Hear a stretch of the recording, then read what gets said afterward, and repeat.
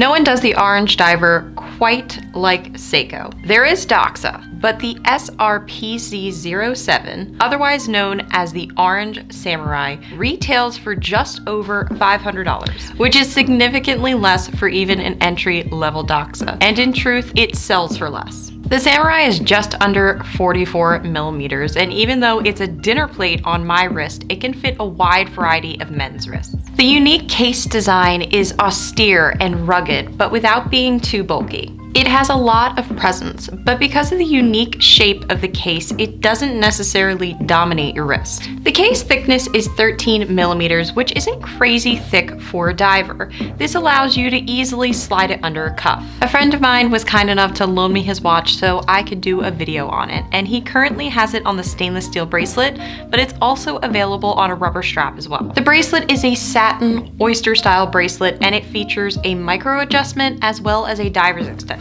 Now, like I said, this watch retails for a little over $500, but in practice, it sells for considerably less. For example, my friend bought this on Amazon for $270 2 years ago. So while the Samurai is a mid-tier Seiko, it actually sells more like an entry-level Seiko. And to be honest, it's definitely an entry-level bracelet. The unidirectional rotating bezel and the crown have a cross-hatch knurling on it, making this watch very easy to use and to set.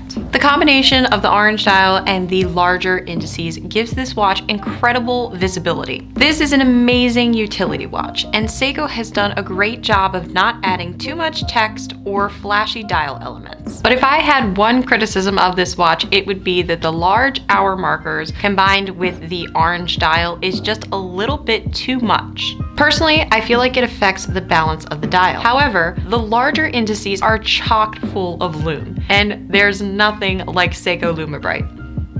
Let's move on to the crystal. Seiko has fitted this watch with their proprietary Hardlex crystal. Now, sapphire is obviously the watch community's gold standard. It's a lab-produced crystal known for its excellent hardness and premium scratch resistance. It's the go-to dial protective material for high-end watch brands. Sapphire is far more scratch resistant than Hardlex. Hardlex and mineral crystals in general are going to be more shatterproof and naturally clearer. Hardlex is a cheaper alternative to sapphire, but there doesn't seem to be any rhyme or reason to which models Seiko chooses to use sapphire versus Hardlex. A lot of Seiko's high-end watches have sapphire crystals. For example, the Grand Seiko Snowflake. However, the quartz-powered Seiko Le Grand Sport is in the $150 range, and it has a sapphire crystal. So even though Hardlex is a cheaper alternative to sapphire, you are still getting premium scratch resistance with this rugged watch.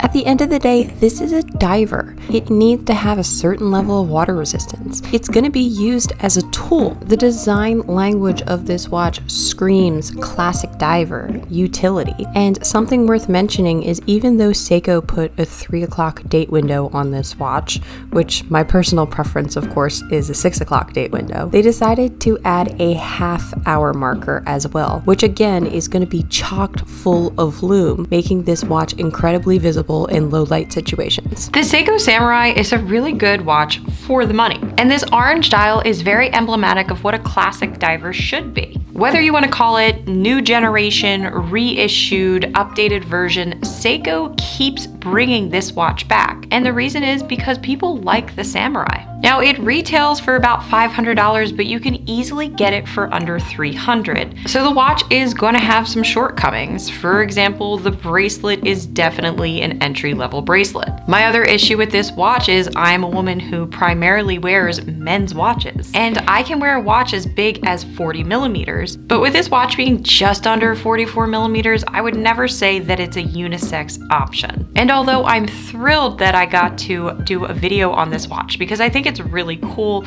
this isn't necessarily a watch that would make it into my collection. The orange dial is very striking.